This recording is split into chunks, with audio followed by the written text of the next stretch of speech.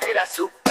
Dans une petite maison loin des palais, vivent une maman et sa fille si gaie. Avec leur marmite fidèle et gentille, elles partagent la soupe jour et nuit sans répit. Au top 1, la marmite est magique.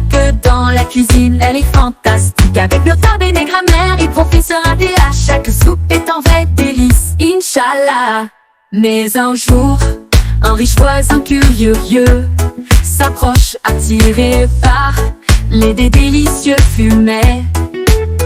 Cette marmite, je la veux pour moi, mais top 1 ne travaille que pour celles qui croient. Au top 1, la marmite est magique.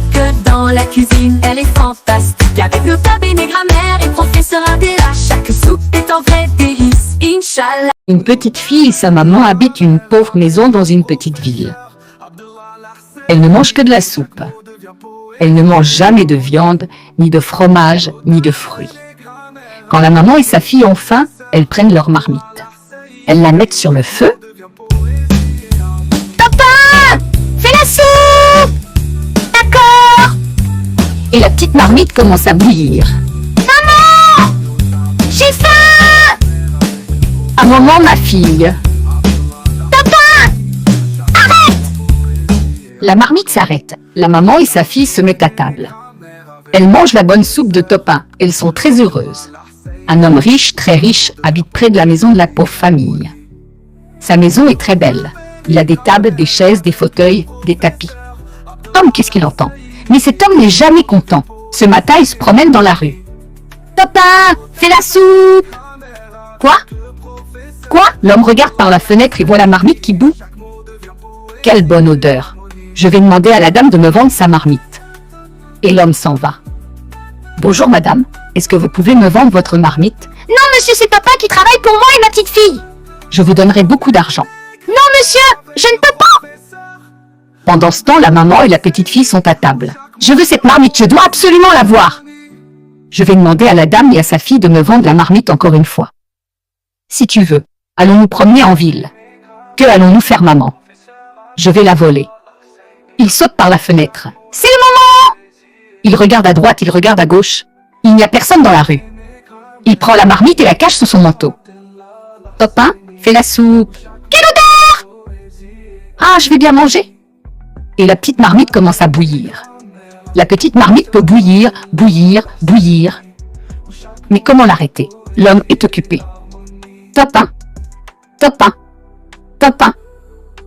L'homme voit que la situation échappe à son contrôle. La soupe commence à déborder de la marmite coulant par terre. L'homme prend la marmite et la met loin du feu.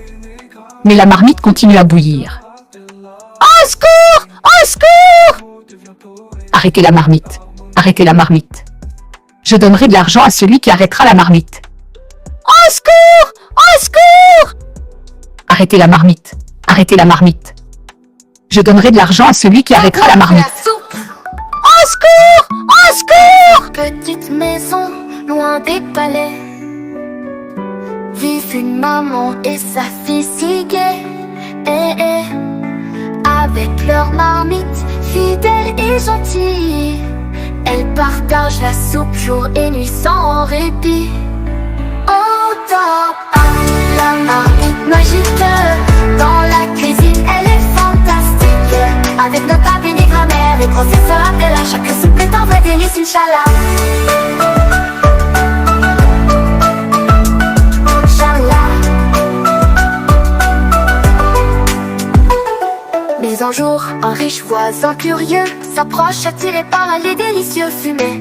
Cette marmite, je la veux pour moi, mais top 1 ne travaille que pour celles qui croient. Au top 1, la marmite magique. Dans la cuisine, elle est fantastique. Avec nos tables et grammaire et professeur ADA, chaque soupe est un vrai délice, Inch'Allah. Inch'Allah. Les aventures commencent, la marmite se défend. Avec sa magie, elle surprend l'assaillant. Suivez l'histoire sur nos tables et grammaire. Avec le professeur ADA, toujours exemplaire. Oh.